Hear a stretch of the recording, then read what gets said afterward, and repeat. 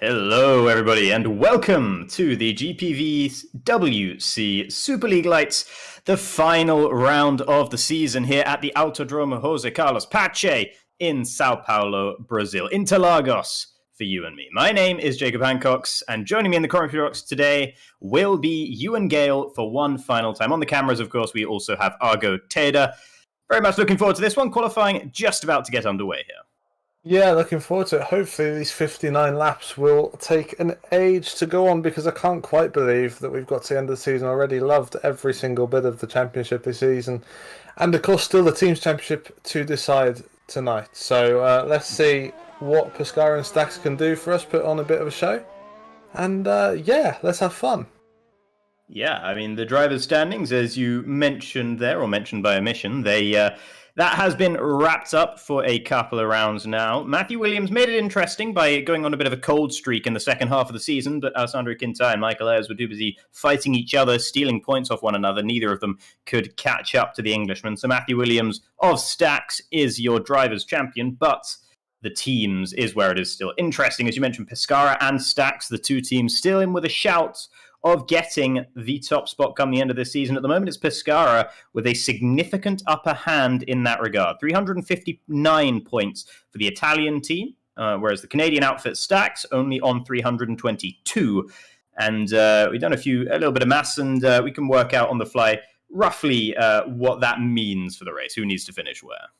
Yeah, by my maths, we think that Pescara need both cars in the top 12 or one of them in 7th just to cover off the countback. Because, of course, Matthew Williams' incredible form has given Stacks 6 wins, only 3 for Pescara, so countback will work favourably for Stacks. The problem is that for Stacks, Jack Mayer has been off the boil for much of this season, especially in the first half, so his point scoring wasn't as consistent as Sandeep Singh was, if you want to call Sandeep the second driver, obviously not in name, but you've got Quintai winning the races like Matthew Williams was, and Singh was always just lurking in the shadows, picking up the points that Pescara have needed, and that's what's put them in such a good position. Yeah, Sandeep Singh is in the driver's standing. He's comfortably sitting there 4th, so hasn't managed a race win this season, but has managed a 2nd place finish. But he's managed a lot of 4th and 5th place finishes, that sort of thing. He's always been there or thereabouts on the cusp of a podium, occasionally nabbing that podium for Pescara, and that sort of consistency has really helped them out. He's well clear in the driver's standings of the 5th place driver. That's Thomas Harvey, so Sandeep is relatively solidly placed in 4th. He's not up with the top 3. Matthew Williams, Alessandro Quintai, and Michael Ayers, they're all pretty happy in 1st, 2nd, and 3rd. Here is your driver's champion then, Matthew Williams, on track in Interlagos, and you can see the beautiful elevation changes of the Sao Paulo circuit. Yeah, it's a beautiful circuit, fast flowing, but it's got a bit of everything. I mean, what do you do setup-wise? You've got this long straight that is really going to dictate the overtaking when you come into the race. But then you've got all the twists and turns, so into the centre S, then Matthew Williams, perfect as ever on the apex. Switch it from left to right, back left, power down really hard on the traction, down into turn 4, second DRS zone, of course, another overtaking opportunity, and then Jacob, as we go into the middle sector, that's where it all changes. Yeah, absolutely. And it gets a lot more tight and twisty, at least throughout the majority of this middle sector. In the picture-in-picture, you can see Thomas Harvey. He has won multiple races thus far this season. He'll be looking to end his season on a high note. As I mentioned just a moment ago, he's sitting 5th in the standings. But there's Matthew Williams heading around Pinheirinho, one of the most satisfying names of any corner on the calendar, in my eyes. Bico de Pato, slightly less so, but still has some nice... it's not exactly assonance, but it's got some nice rhythm to it. The Bico de Pato, sounds nice. Juncal, terrible name, impossible to pronounce, so we'll skip right by that, as Matthew Williams seems to have made a pretty decent job of it. He is pretty fast out there at the moment, but he's not quite the fastest. Tom Stevens and Sandeep Singh both looking to maybe go a little bit faster than Matthew Williams on this run around as he crosses the line and does temporarily go up into 1st with that 107.573 lap time. But Tom Stevens is the driver to knock him off with a phenomenal final sector. Yeah, so Sandeep had a bit of a problem in the sector. He was 2/10 down. Up until then, it was so tight through the first sector. Tom Stevens finding plenty of speed, as he said, in the second and third sectors. So Really good form from Tom in the V12 Crossfire. A bit of bias, of course, towards Tom. Towards Tom in the commentary box. He's been helping out for most of the season, but yeah, shows that he's multi-talented. Absolutely, yeah. V12 Crossfire, another team that's found a whole lot of success thus far this season. Currently sitting down 9th in the team standings. They had a very promising driver on their hands for the majority of the season in the form of young Deegan Fairclough, but he struggled to make it to the end of races without one sort of incident or another. But when he was just on it, he was really on it. So a shame to not see him participating in this latter half of the season, as that's Hygo Poom just about saving it through Ferradura there, but did manage to do so. Took a few bites of the apple, didn't he? 1, 2, 3, and then 4 slides around the long right-hander. Fantastic car control in the end, but would have ruined his lap a little bit in the TTF. Up and down form all season, but when he's been in form, been great to watch Hygo, especially on the alternate strategy, just giving us something else to look at and, you know, providing a little bit of entertainment from outside the usual suspects in the top 5. So hopefully he can finish off the season in good form. I don't think this will be one of his better laps. No, given what we saw through Ferradura, I'd be surprised. He still manages to actually slot himself into 11th, so with a very significant and obvious mistake, to still be ahead of 5 drivers who have set relatively representative lap times, that's not bad at all from the Estonian. Here's Ivan Leonov, who has had a bit of a spurt of form late on in this season. He managed a podium a couple of races ago back in Japan. Let's see what the Bulgarian will do here as he crosses the line to move into 4th. Nice lap time there from the Revo Racing driver, as the blue and red car will continue for another lap and head back on into the pits. As things stand, it's still Tom Stevens from Matthew Williams at the top, then Thomas Harvey. So we got an all-British 1, 2, 3 there, followed then by the Bulgarian Ivan Leonov and Simon Frelich in 5th. Yeah, Frelich's quick in pretty much anything gets into in GPVWC. Always up at, look at that line that Tom Stevens has taken into Jensau. So that's just setting up the lap though. He just wants maximum velocity down this straight that isn't a straight, and he'll get off and try and go even faster than he already has done. 0.281 already ahead of Matthew Williams, who has been the quali king. Oh, yo, look at that for a slide. That's not the way, Tom. Ooh, another one there through the second part of the center S's as well. Really fighting that V12 Crossfire car, and that's something I've tended to see from drivers in the V12 Crossfire, is fighting the car quite a lot. Now, I don't know if that just happens to be the driving style of the drivers in that car, or if there's something to do with the setup at that team, or maybe the way they've gone in development, but it seems to be a little bit more peaky than some of the other machines out there. But Tom Stevens, at the beginning of the second sector, looks a lot more in control. Yeah, you're right. I mean, if you think about some of the issues that Deegan had earlier in the season, a lot of them were out of the corner with the slide, rather than, you know, understeering into people or whatever. It tended to be something that involved the rear end of the car. Here's Dowatapa into the final sector, then through Magulo and down into Jensau for Zedric. Now, it hasn't really had the season that I think we know Dawa can have. He's got plenty of pace, but between one thing and another, a bit of misfortune at the start of the year. It hasn't quite been what you would have hoped in the Zedric. So fingers crossed he can finish the season off strongly as well. Yeah, currently sitting 9th in the drivers' standings. One single podium to his name this season as he crosses the line and moves up a little bit into 6th position, just behind his teammate Matteo Kiersmakers. But yeah, no, slightly disappointing season for Dowatapa, as you mentioned. It's been a bit up and down, a little bit inconsistent, and just the one podium to show for it. He'll be hoping to round off his season with a bang, but then so will just about anybody. Here is Dan Hutt, one of, I believe this is his first race in Superleague Lights this season, driving for HM Engineering here today. Yeah, and he got a little bit out of shape in the middle of the lap, but he was so committed through Ferradura on the curb. I haven't seen anyone take that much curb. So really attacking the coast, Dan, and trying to maximise his lap time, but that slide's cost him in the middle sector. He'll have plenty of time to do another lap, and of course, like you said, first Super League Lights race, just getting to grips with the car, possibly. Yeah, we got a fair few new drivers in the field. Here's another one. Tom van der Voort, driving for TR Bluvos Motorsports. as he will cross the line there to begin his next flying lap. Currently sitting in 10th position and actually with a relatively comfortable buffer to Matthias Dubrovsky, who's the next driver behind. And then Dubrovsky himself has a comfortable buffer to his teammate Matthias Jubinski. The two PLS is separated by just under 0.3 of a second. So there seems to be a bit of a step change between Van der Voort and Zubinski, that only Dubrovsky is in that sort of 6 or more like half a second gap there. Yeah, we've seen a few slides from various drivers. I wonder whether that's starting to contribute. It might be set up. Some teams might be going for qualifying pace down in that mid-order. Some teams might be going for race pace. Of course, we don't know how the tyres are going to react through the race in terms of wear for different teams, for different drivers. There's another slide for Tom Van der Voort there. So, we're seeing a lot of slips of traction out of the corners here. So, whether that's going to be an issue through the race as well. We might see a few incidents. That's something that remains to be seen. But they're really struggling to get power down. Yeah, we've seen it through multiple corners, as you mentioned. Oh, speaking of which, on the exit of Jung Sao, that is Simon Frelick going for a frolic through the grass and a very bumpy ride back onto the circuit as well. You've been waiting all night for that one, haven't you, already? See that just in case.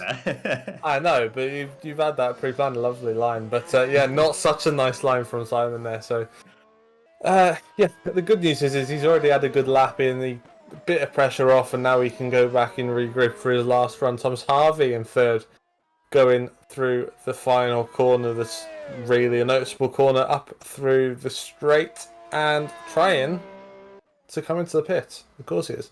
Yeah, and succeeding in coming into the pit, so credit to him for that one. Jukka-Pekka Laulu, by the way, has just moved up into third position in the Royal Blue Racing that has been a little bit more on the black stuff thus far. Here we see Darius Andre, the Romanian, another one of our newcomers here in this race, driving in a rather different livery than what we're used to seeing the Neptune Simracing team in. None of that light blue, plenty of flags all over this one.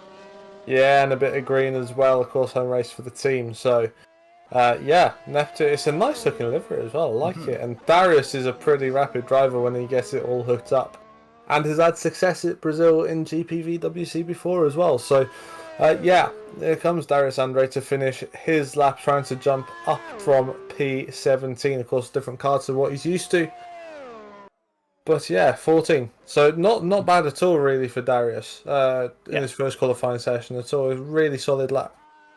Yeah, only 1.1 seconds off the pace. Make it more like 1.2, but nevertheless, still very respectable indeed. Jack Mayer, by the way, in a critical race for Stax Racing, still hasn't managed to string a lap together in this qualifying session. Currently sits down in 22nd. He is one of 4 drivers who have not registered a single lap time thus far. It's the two 86E racing cars of Amari Watson and Michael Ayres. Then you have Jack Mayer and Pascal Schmidt in the TTF Racing.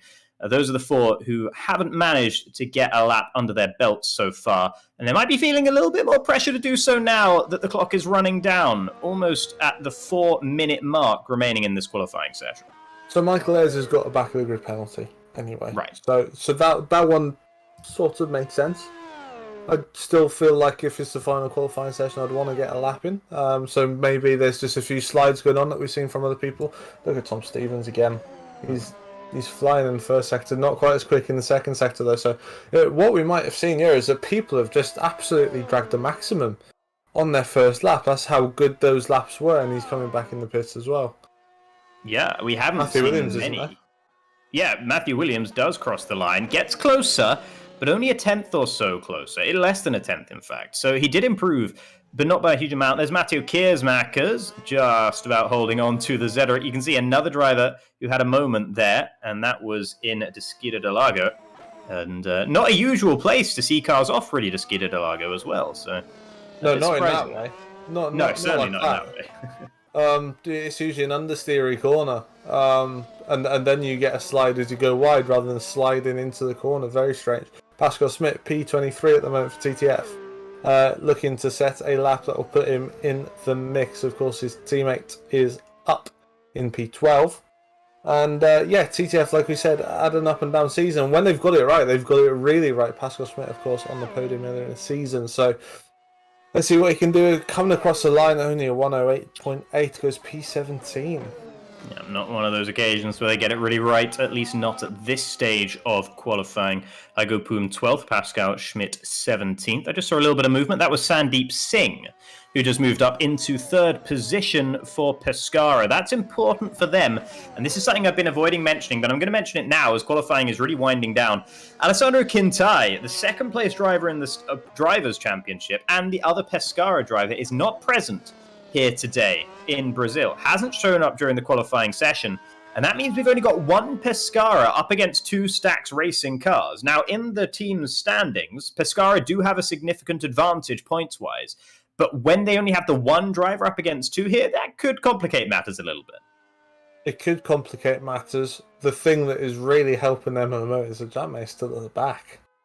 And Jack Mayer's just come back into the pits from his lap. And there's only 147 left, so he needs to get back out pronto. Yeah. To get a lap in. Because the Stax need him up there. They need, 38 points? 39 points? It's a big margin, and he's been good in the races. He needs to be on the podium. Yeah, absolutely. And Matthew Williams is more or less holding up his end of the bargain. He's not on pole, but he's on the front row for the time being. This man, Tom Stevens, is the one preventing him from being at that very top step of the grid. So let's see then, Tom Stevens, as he comes around the final corner. He's not improving on this lap, and that doesn't quite call an end to his qualifying session. He can go again on this same set of tyres, I suppose. We'll see if he is going to do that or not. As Darius Andre travelling slowly through Bico de Pato. It was a 3 second slower lap time for Tom Stevens. I think he was teeing himself up. He used that wide line through Yanciao again, so I think he's going again last lap of the session. Here's Matthew Williams then. Purple first sector. So 16.7 flat in that one. So he's found a little bit of improvement there. What will he find through this middle sector, through Pinheirinho, where you're always on your tippy toes there, trying to make sure the car stays under you? Very difficult corner. Bico de Pato, some drivers have had trouble on the exit.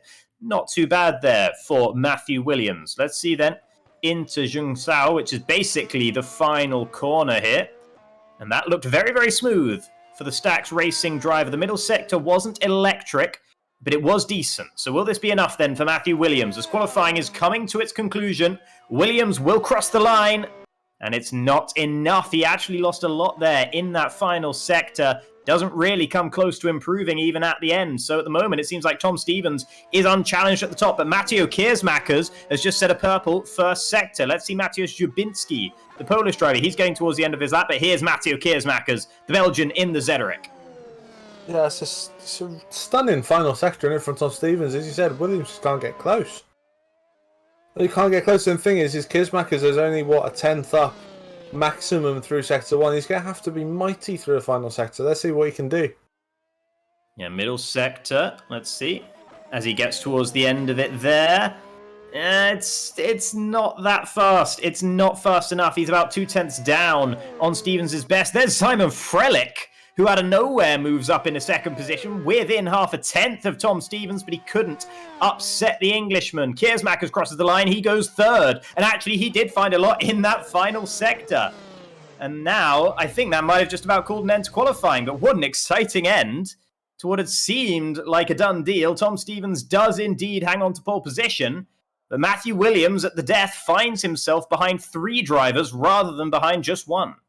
Yeah, I mean, it was so close through Sector 1 and Sector 2 throughout the top 10 that as soon as those guys pulled out an incredible final sector, they were right up the top. I mean, the top 3 all into the 15 seconds for the final sector through the final corner.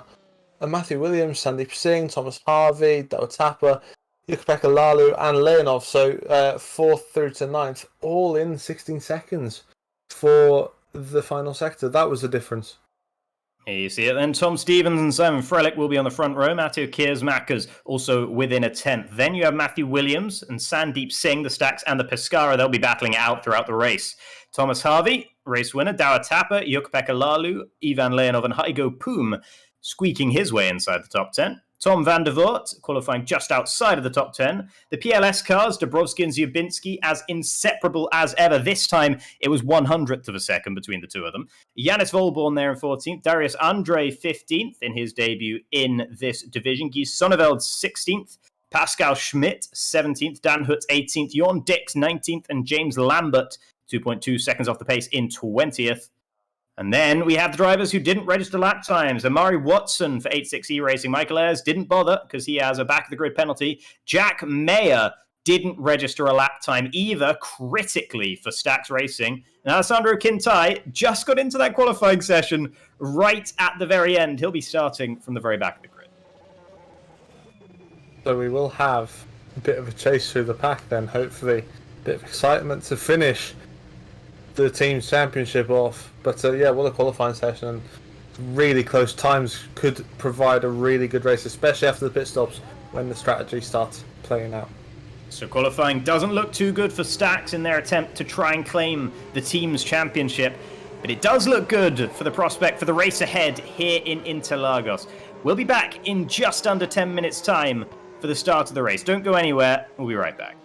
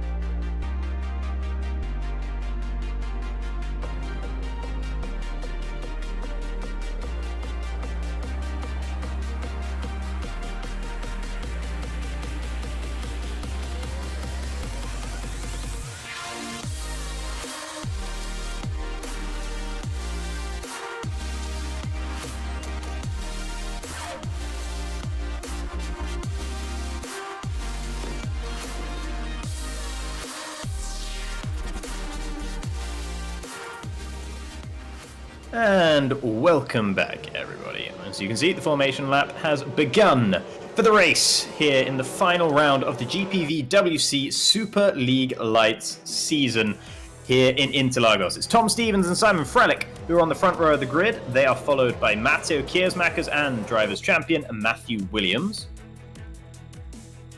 And on the third row, we have Sandeep Singh, the lead Pescara, who are looking to clinch the team's championship today. Alongside him, Thomas Harvey, Dawatapa and Jukka-Pekka Lalu, 7th and 8th on the grid. Followed by Ivan Leonov in 9th and Heiko Poom with a rare top 10 start for TTF Racing.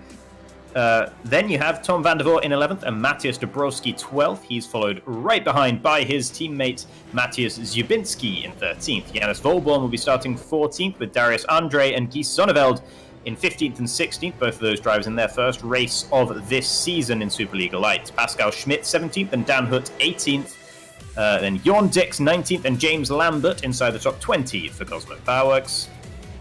Followed by all the drivers that failed to set a lap time in qualifying. Amari Watson, 21st, Jack Mayer, 22nd, Alessandro Quintai, 23rd, and Michael Ayres, who had a grid penalty anyway, starting at the very back of the grid in 24th.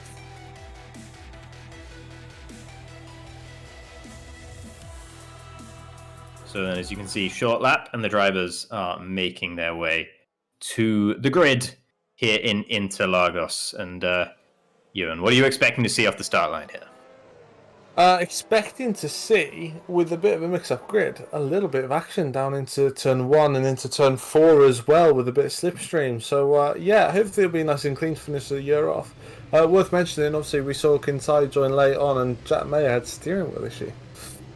Which, fingers crossed, is fixed, because we want to see a bit of a fight for the championship. He's out on the formation lap and on the grid, which is a good sign, I would say. Absolutely. Rough time for wheel issues to strike in such critical qualifying for the Stax Racing outfit. Jack Mayer will be having to start in 22nd on the grid as a result. Up at the front, though, it's Tom Stevens on pole position for V12 Crossfire. A rare place for that team to find themselves in, and Simon Frelick alongside for Royal Blue Racing, and we are underway already here off the start line. It looks like Tom Stevens has had a pretty decent start. Simon Frelick will be sending it up the inside there, but Tom hangs it back around the outside. Looks like there's already a couple of cars falling down the order. Not entirely sure who those are, but that's Matthew Williams still hanging on there in 4th. Just behind them is Leonov and Thomas Harvey battling down the Retroposta towards the Skidder de Lago. Leonov has the advantage for now and will hold 6th position ahead of Thomas Harvey in the TR Bluvos Motorsports car. But out at the front, it's as you were. Stevens from Frelick and then Kiersmakers third. Look at the start Jack Mayer's had in that all-important second Stax car after P14 already. Fantastic from Jack Mayer. Must have been a little bit of chaos at the first corner because we saw people dropping down. It looked like Schmidt and Ayres both started from the pit lane. And Mayer up into P13 now. He is on a charge. Yeah, Jack Mayer is going to have to be under a little bit of pressure here, though. As Guy Sonneveld trying to go back around the outside of him through Bico de Pato, but cut off there by Jack Mayer as they head into Jinsao for the first time in this race. Tom Stevens leads the way by almost a second at the end of the first lap already. And here's Sandeep Singh slipstreaming a Stax in the Pescara. Here we go with Sandeep Singh trying to go to the inside. Matthew Williams tried to shut the door but couldn't manage to do so. Breaks later though around the outside, holds the line through the beginning of the center S's, and Sandeep won't get the move done on this occasion. Matthew Williams showing that he's no slouch, of course he's not, and he holds on to 4th for the time being. Still under pressure though for that position. Sandeep Singh is right there and so is Ivan Leonov, but neither of them will be able to make move into the Skidder de Lago. How often have we seen Sandeep slithering up behind a competitor in a straight line this season? He's been so fast in the straight and almost getting the move done there, but Matthew Williams defending nicely. Singh still in championship position for Pescara though in P5. James Lambert pitting at the end of the opening lap. Alessandro Quintai, Janus Volborn, Matthias Zubinski and Darius Andre all heading into the pit lane. So Alessandro Quintai, if he was hoping for a last to first challenge, that's been rather scuppered at the beginning of this race as a result of having to pit for damage early on. So Alessandro Quintai down in 21st at the moment, having just exited the pit lane. Yeah, not ideal for Alessandro, and yeah, that really puts the pressure on Sandeep Singh now. No errors needed for him. Tom Stevens doing a fine job out in front there, 1.8 seconds already over Simon Frelick. and yeah, just coasting into the distance. And actually, Frelich, look, has got Mateo Kiersmakers all over the back of him as DRS is now online. Yeah, Tom Stevens hasn't participated in many races this season, but when he has, he's tended to be very fast. And we're seeing that here today at the beginning of this one. Everyone inside the top 10, of course, on the red-walled soft tyres. A car off there. Is that someone getting lapped? Yeah, it is one of the marker. races. I think it's old one coming out of. He came out of the pits in front of these guys, and he just went all the way around the outside of T4, just making sure he's perfectly out of the way. Good driving from Yanis. Yeah, absolutely. Making sure that he doesn't want to get involved in any shenanigans out here at the front. But Frelich still holds on to second with Kiersmakers in very close attendance. So is Williams, so is Sandeep Singh as well.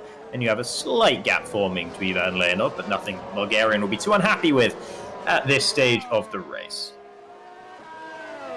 Now let's take a look at the replay of what exactly went wrong at the start for so many cars. Okay, so it's Darius Andra. Oh, there we go. He's been squeezed. Yeah, there's too much of not. Oh, and look how unlucky Alessandro was. So that's too much of not enough people knowing who's around them, and Darius just went for a gap that was always going to close, and it's sort of nobody's fault and everyone's fault at the same time, and the only person who really got unlucky was Alessandro Quintana there. So Dan Hutt's in the pits now. Yeah, and Mateo Kiersmakers up in a second, taking it away into the Skida de Largo. He moves ahead of Simon Frelich, who now has Matthew Williams veering all over the road just behind him, threatening a move, but not managing to make one on the Royal Blue Racing car. So Frelich falling back a little bit now at the beginning of this race. Hasn't had the pace to live with Tom Stevens out at the front, and he is conducting the choo-choo train at the moment. And it's Matthew Williams who's next up to try and take a pot at the Polish driver. The problem is when you start driving in your mirrors, it's sort of hard to then get back into a rhythm. So yeah, he's been passed by Kiersmakers, but now he needs to really get eyes forward and follow the Zedric rather than looking behind him at the stacks. Otherwise, he'll just be eaten up by the huge Galgo cars behind him. So yeah, difficult times for Simon, but yeah, we've seen he's got the pace in practice and in qualifying. There's a move, Tapper around the outside of Lalu. Lalu making sure that Dow Tapper's not going to have too much of an easy time with that one. Lalu holding on to 8th position, the Finnish driver, often running in the lower half of the top 10 in this season, has managed a podium once or twice. He'll be hoping that he can go make it a third time here in Brazil, but not looking terribly likely at the moment. His teammate Simon Frelich, though, he is up there in those podium positions. Hugo Poom, by the way, he's holding on to these guys very, very well at the moment, as well as Tom van der Voort. So both of those drivers who aren't necessarily names, I mean, Tom van der Voort, first race of the season here in Superleague Lights, and Hugo Poom hasn't tended to be one of those guys that can have the same pace as the front runners, but at the moment, he's pretty comfortably up there. He is pretty comfortably up there, and look who is coming in the back of those, in the background of those guys is Jack Mayer.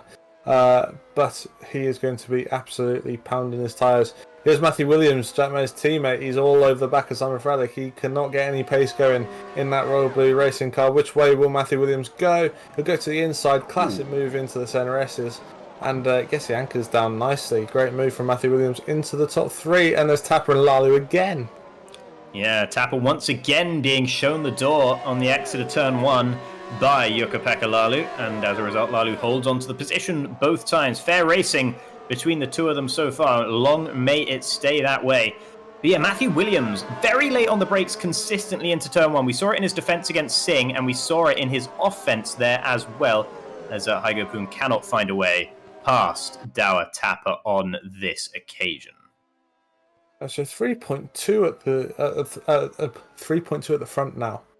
Tom Stevens is absolutely flying, isn't he? Incredible performance from the V12 Crossfire driver. So good on Tom. Here's Frelich now with Sandeep Singh all over the back of him. So Frelich really struggling to keep the pace. Slightly surprised, I have to say.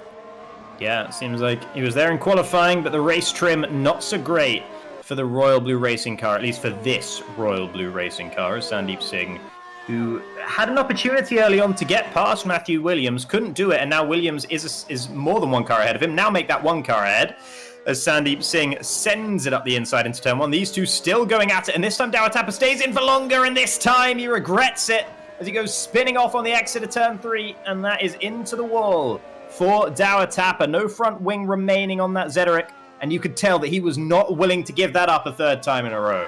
No, that's just frustration setting in, isn't it? With the amount of laps he's been trying to make that move inside, outside, it wasn't working. Made sure he was alongside. He wasn't far enough alongside. Kept his nose in and got turned round. So unfortunate for Dawa, but really nothing Lalu could have done differently. And now up ahead, look, we've got Thomas Harvey all over the back of Simon Frelick now. So Frelick really struggling. I thought he might drop a few places behind your Williams, your Singh, your Kiersmakers, and maybe, get a bit more of a solid foundation. He can't get anything going. Look how wide he is into Yensao. And Thomas Harvey's going to try and follow him and drag him all the way up because Leonov's lurking as well. Yeah, Thomas Harvey resolutely taking a realistic line through that final corner, but none of the other drivers seem to be bothering too much with that. It's interesting to see Thomas Harvey having a bit of a different philosophy there to the rest of the field. It's not helping him in his attempts to try and get past Simon Frelick at the moment, as this makes it the first lap in a while that Simon Frelick hasn't been under pressure. As towards the back end of the points, we see Guy Sonneveld and Amari Watson, who has closed right up to the Dutchman ahead, and still there in 14th at the moment. Pascal Schmidt has just passed Douwe Tapper, and that's 16th and 17th. That's because Tapper is headed into the pit lane, of course, to get a new front wing placed upon that car. Yeah, as does Jon Dix as well into the pit lane. So plenty of early pit stops, probably for damage there is Douwe Tapper in the little insert in the top right, making sure he gets back into the race safely. But look at Matthew Williams, he's all over the back of Kiersmakers, but as you say, Sonneveld out. Sonneveld out of the race. There were yellows in Sector 2. I saw Sonneveld is descending down the timing tower and now out of the race. So not a good end to his debut race for HM Engineering. Guy Sonneveld out on lap 9 of the Brazilian Grand Prix as we now enter. Oh, we're now entering lap 9. So he would have been out on lap 8, in fact. It's just that Tom Stevens is so far ahead of the rest of the field that I hadn't realised we'd already ticked through to lap 9. But here we are, lap 9 of the race. Tom Stevens leads by just over 3 seconds to Matteo Kiersmakers. That gap has remained relatively constant over these last few laps. So Frelick was losing time hand over fist to Tom Stevens. Kiersmakers and Williams seem to be on a similar level. Yeah, so there's a replay of this collision up at Ferradura. So that wasn't much of a collision, and he's lost it later on. It's quite a big hit to Sonneveld. But that would have been one of the 8-6 E-Racings, if I'm not mistaken. So it's either Amari or Michael. I didn't see which one it was. Amari Watson, that would have been. Amari was right up behind him, and went for the move into Ferradura. It's possible to overtake in Ferradura, but it's a very high-speed corner without any sort of braking zone. So a lot of the time when you try and make a move there, that's sort of how it ends up. You've got to be alongside him, and you could see from where the contact was made, he wasn't. So it's just one of those things. Unlucky, but terrible luck for Geese there. So back at the front though, Kiersmakers has still got Matthew Williams all over his rear end. 50 laps remaining in this race, but as things stand, Tom Stevens looks like he'd go on for another 100 without being under any pressure whatsoever, maintaining the gap to Matteo Kiersmakers, eking it out a little bit more now in the last couple of laps as Kiersmakers starts to fall further away from Tom Stevens again. So I was saying just a moment ago that Kiersmakers and Williams seem like they're on a similar actual outright pace to Tom Stevens. Now that's less the case as Kiersmakers continues to fall further and further away from Tom Stevens. Yeah, so really interesting dynamics starting to play out in this race. You've got Stevens all on his own, then you've got Kiersmakers and Williams on their own.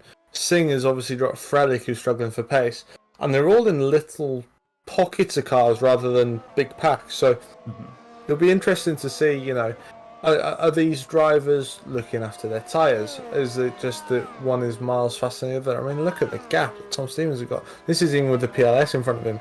So yeah, he'll get DRS, he'll get a bit of slipstream. Will Matthew Williams behind Kiersmakers, can he make a move this time? Still not close enough, even with his incredible braking into the first corner. So they're only slowing themselves down though. At what point do you try and NASCAR style draft and overtake? Because at the moment they're slowing themselves down battling. I mean, as much as they aren't necessarily having to take alternate lines through corners, having to make allowances for one another, Kiersmakers is definitely having to drive in his mirrors, and he's definitely under pressure, and that's always going to make you drive somewhat below your optimal output level. And, Matthew Williams is not I'm not suggesting that Matthew Williams needs to hold off maybe, or just go back a second to make sure that Kiersmakers doesn't feel under pressure, but at the same time, applying the pressure is slowing down both of their races at this stage. Sandeep Singh is getting a little bit closer to the two of them, but only by about 1/10 of a second per lap. So they're not exactly under great pressure from behind either.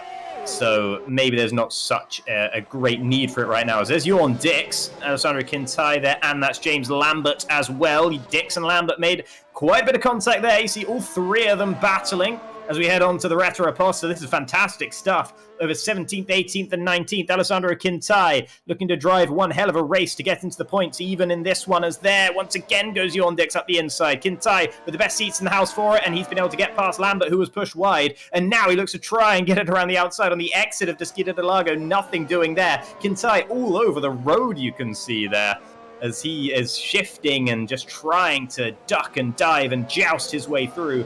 He managed to get past one, but he's still stuck behind the razor of Dix.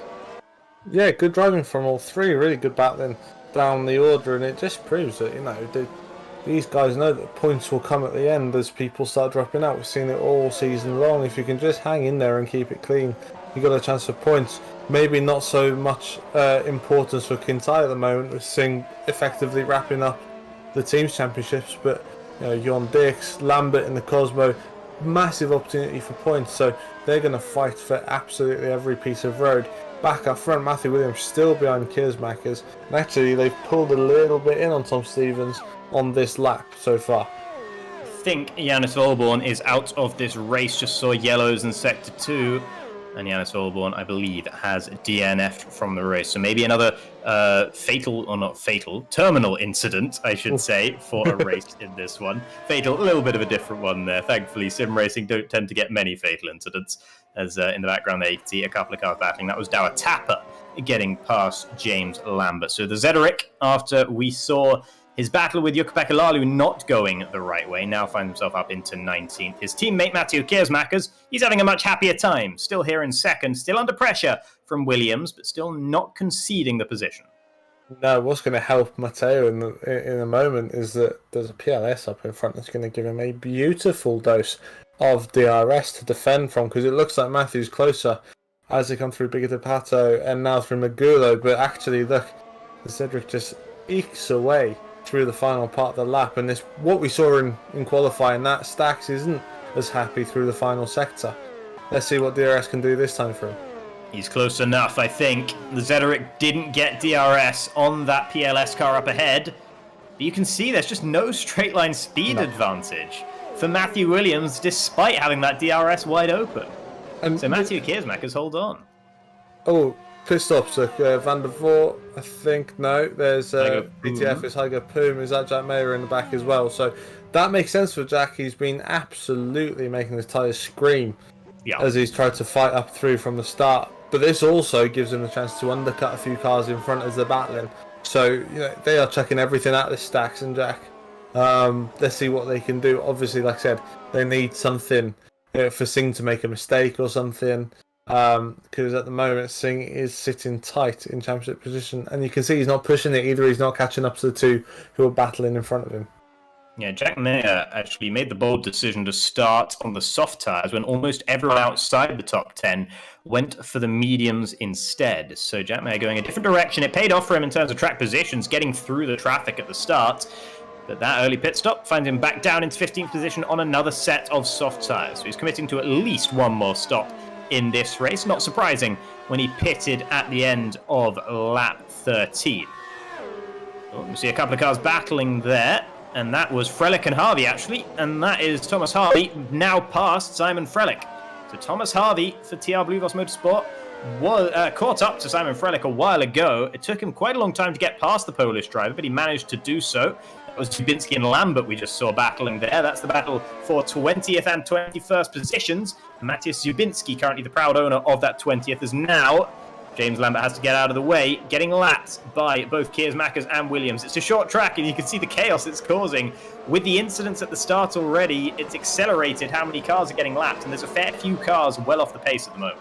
Yeah, it's a little bit of chaos, isn't it? The reason why it took Harvey so long to get past Frelick is because Frelick actually found a bit of pace a few laps ago. He was on Tom Stevens' pace. and the second fastest in the top 10. So, got into a bit of a rhythm, but now he's been overtaken. He's got to get back into that rhythm, and he should be able to stay in 6th ahead of Leonov then. Daratapa currently ahead of Alessandro Quintai. And there's Ewan Dix as well. I'm not sure how Daratapa actually got ahead of Quintai. Looks like Quintai made some kind of mistake. Williams in the pits. Maybe a couple of laps ago. Matthew Williams into the pit lane, as you mentioned. So he had enough of being stuck behind Matteo Kiersmakers. And he will now roll the dice, go for that stop in the pit lane. And we'll see. It's going to be medium tyres then for the Stax Racing car, going a different direction on strategy compared to his teammate. Yeah, so it makes sense for Jack. He's got to make the moves. He's got to make the moves to get into a decent fighting position. Matthew now is trying to win the race, so he needs to take a more conventional strategy. Leonov and Lalu very close to each other. That'll help Frelich up ahead. Just have a bit of pressure off. If Leonov is driving in his mirrors, with Lalu prowling all over the back of him, but this traffic's really thrown a bit of a spanner in the works for a lot of people, providing the RS to defensive drivers, even getting in the way through some of the mid part of the track.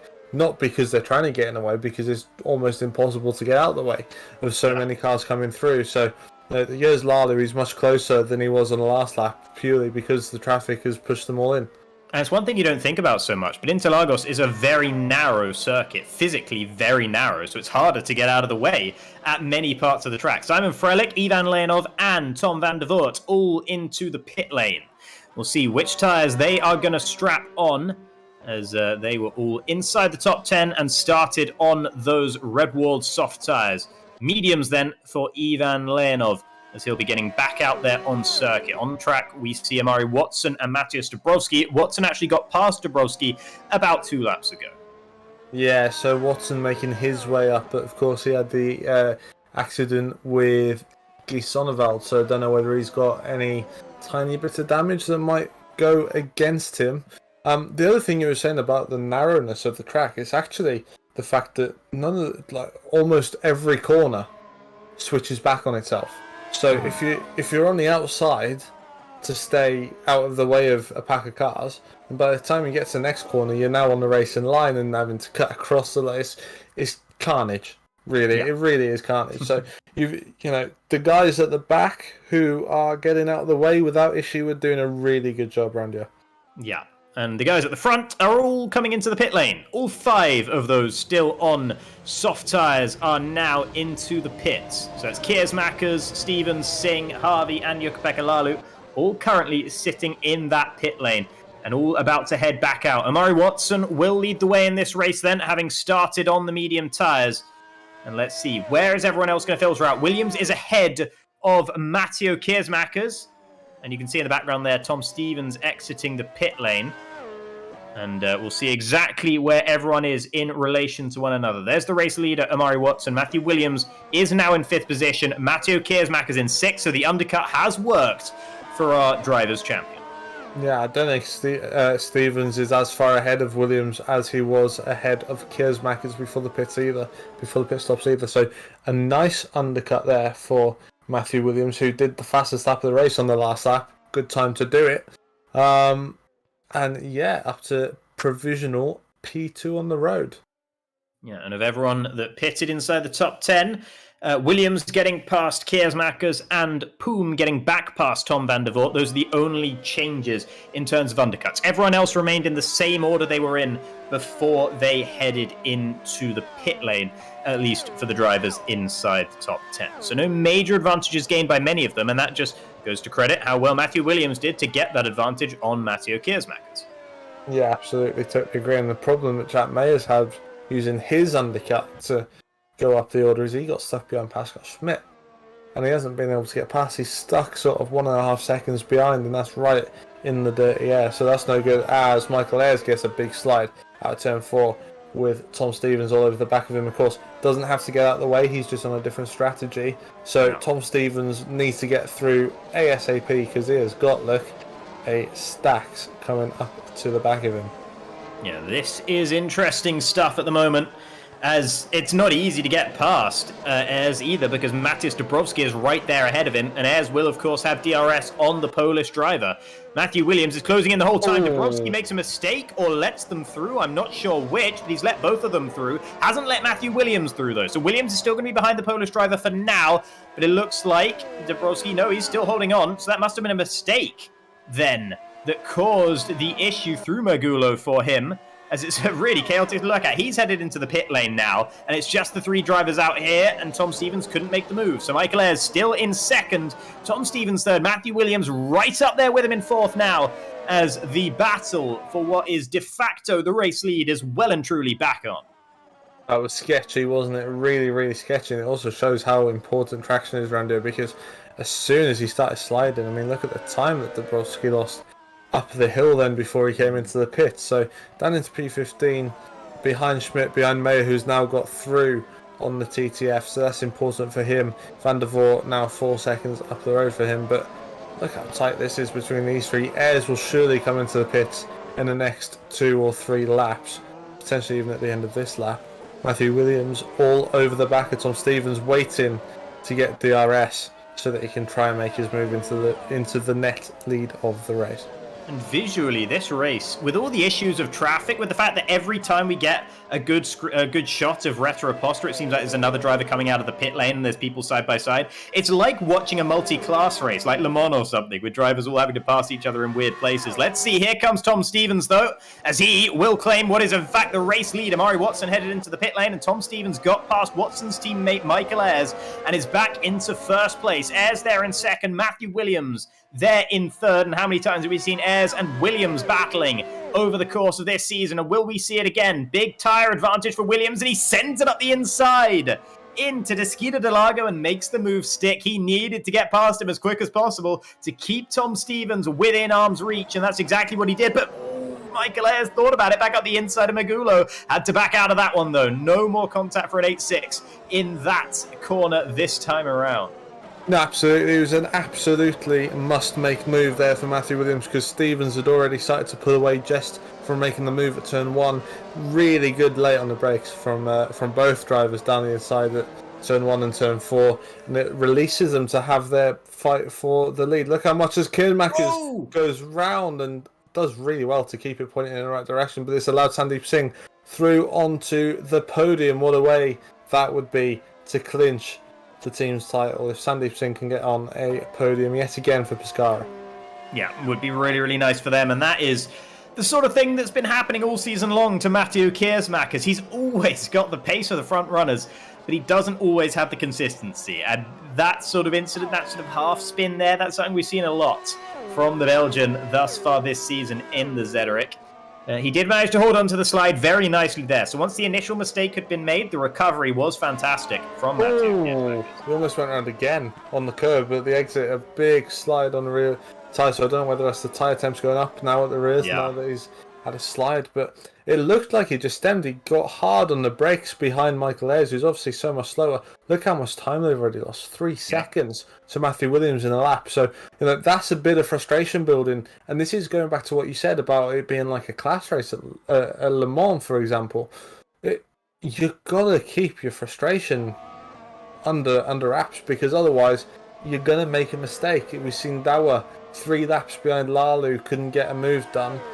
On the third time, he made sure he kept his nose in there and went round. Exactly the same with Kiersmakers there, as Ayres finally pits to release these guys.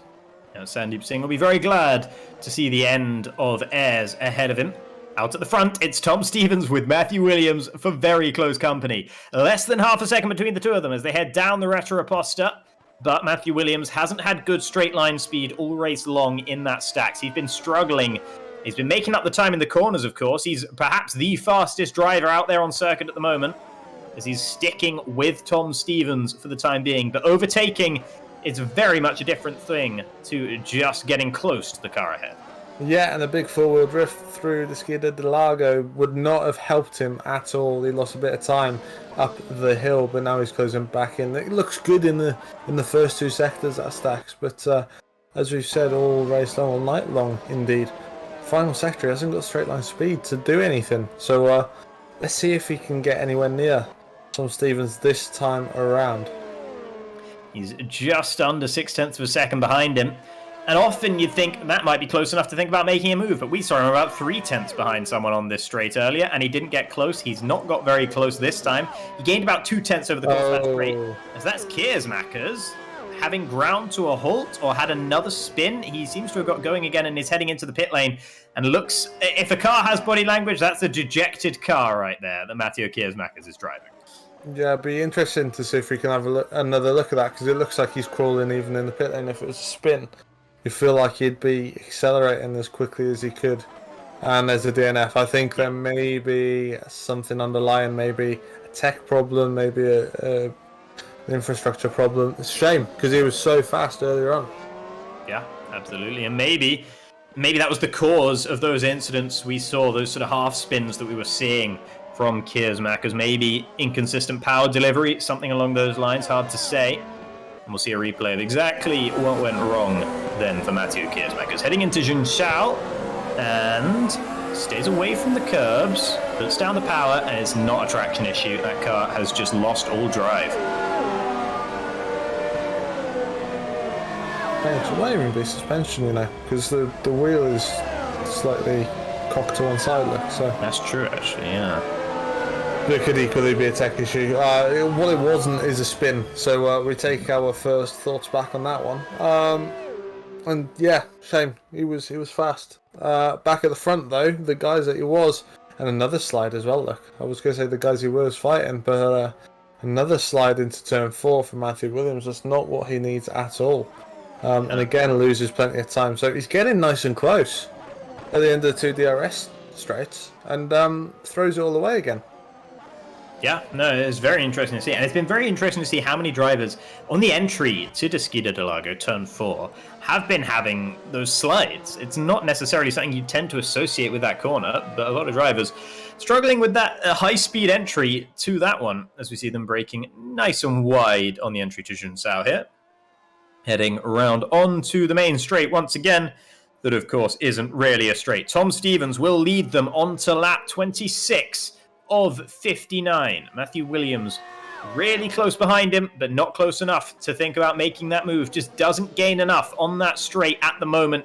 It's going to take some inventiveness, you feel, from Matthew Williams, or a mistake from Tom Stevens if Williams wants to get past on track. Yeah, or it may take a little undercut again, which we've seen him do beautifully all season long, and we've already seen him do to get into P2 today as well. So that's another thing to bear in mind. The thing is then, though, is we know how fast Tom Stevens is through that final sector in a straight line. It's not a given that Matthew Williams will hold on, so much can still happen in this race. We're not even halfway through yet, and we've already got these incredible battles that have developed through the race so far. So Williams actually has managed to be much more clean on this lap, and he's a little bit closer than he was on the last lap. So let's see what we can do through Magulo, through Junshao, see if we can get a nice bit of a run. Tom didn't go as wide as he has been there this time, so that may give Matthew a bit of extra motivation, but still too far back. Look, he has not got the straight line speed. 0.7 now. Let's see what it is when the DRS closes. It'll give us an idea of how close behind Tom Stevens he has to be. It's 0.6. He gained a 1/10 over the course of that entire straight with DRS open. So Matthew Williams, you know, sometimes it's been 2/10 that he's gaining, sometimes it's just the one. He's going to have to be really close behind and have a perfect exit to Junshao to even really think about making the move at all. Yeah, there's something with that setup. There's got to be, because he's getting nice and close up until the final sector, and then he's losing it all. So I won't say losing it all. He's losing a 1/10 to what he was. The gaps are not big at all around here. They weren't in qualifying, they're not in the race. But yeah, we've been so used to seeing Matthew Williams this season just fly up to the back of somebody and make the move. Yeah, he's not been able to do that. Now the question is is he trying to make the move, or is he trying to do what we've seen Michael Ayres, for example, at points this season, just look after the tyres and make the move at the end of the stint? That could be a possibility, but like I said, you know, we've done 14 laps since Jack Mayer came into the pits. So we're looking at 15, 16 laps for the softest tyre. So is he trying to get onto the soft tyre for the last stint, or is he trying to go medium at the end? I think Tom Stevens got a bit of traffic there. That'll help Matthew Williams down into turn 4. Stevens still ahead. Williams' teammate, though, Jack Mayer, under pressure from Amari Watson, who manages to find his way past. A fantastic start to this race from Jack Mayer. Must have given Stax just that little bit of hope, but since then, his race has bottomed out just a little bit. Had to pit early, went on to a second set of soft tyres, and now he's found himself being passed by Amari Watson on fresher medium tyres. So Jack Mayer, the race not really going his way in the second stint. No, he's going to be holding on to get to the pit window for the mediums to go to the end of the race now, because he's done more laps now than he did on his first set of softs. So they'll be screaming a little bit. In fact, I'd imagine he might try and come into the pits at the end of this lap or the lap after. Yellows in Sector 2. Not exactly sure who those are for right now. I think it's one of our lap cars. Indeed, it's Jon Dix, who is DNF now from the race for Razor GP. Both Razors out of this one, the final race of the season. The team was sitting 12th in the constructors' standings, only 2 points behind PLS Racing Team. But this is not the way to move yourself up into 11th, and they will be looking at a 12th place finish in the drivers' standings at the end of this season. Yeah, we'll just have a look. I imagine it was Ferradura again, and pretty much the same as Guy Sonneval, just further round, wasn't it? Yeah. Exactly the same accident, pretty much. So, yeah, I can't believe how many rear end moments we've seen so far tonight. Mm-hmm. I would, apart from maybe 2 or 3 drivers, pretty much everyone's had a moment, some bigger than others, and Mayer did pit at the end of that last lap. Yeah, medium tyres then for Jack Mayer. Will he try to get to the very end of this race? 30 laps remaining in this one.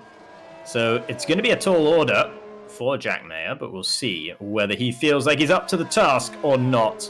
Or maybe we're just going to see another late set of soft tyres for him. Either way, he finds himself down in 13th position at the moment. But I believe he's right up behind Matthias Dabrowski. He is indeed. And just to remind people, at the moment, Pescara are going to win the team's championship with Singh higher than 7th, but also Stack's not scoring the 38 points that they need to in any case. So that's even with Kinsai outside the points. Yeah, so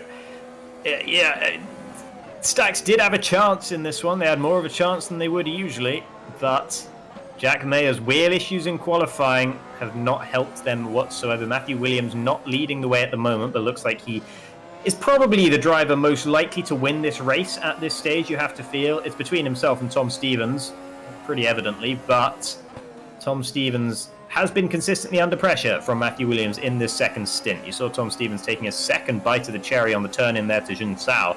It doesn't seem to have cost him any time in doing so to Matthew Williams, and the woes in that third sector continue for this particular Stax racing car. And you mentioned earlier, it's only a 10th or so that he's losing in that final sector. Well, when you're only gaining a 10th with DRS on the main straight, that 10th it becomes pretty important. It does indeed. Talking about a 10th being important, look at this for a battle. It's Amari Watson absolutely charging with his fresh rubber on Tom van der Voort. And yeah, look at that, like taking candy from a baby down into turn 1. Beautiful move from Amari Watson from the back of the grid, of course. He's been in the wars as well. And up into P9. And then just behind them, there's this car. Amari Watson's teammate, the other Mode Auto Concepts, used to be known as 86E racing car of Michael Ayres, who sits there in 11th at the moment. He is the fastest car out there on circuit. Fresh softs for him, one of only 2 cars currently on the soft tyres. The other one is Pascal Schmidt, who runs in 14th position at the moment. But Michael Ayres last time round was about a second faster than Schmidt, and about a second faster than pretty much anyone in the entire field. A 109.581, the fastest lap of the race. He set last time around. Yeah, I'll start putting some money in the jar for calling them 86E racing all night. You would have thought I'd have got a hold of that by now, but never mind. I'll sort the cup of teas for next year, won't it, Jacob?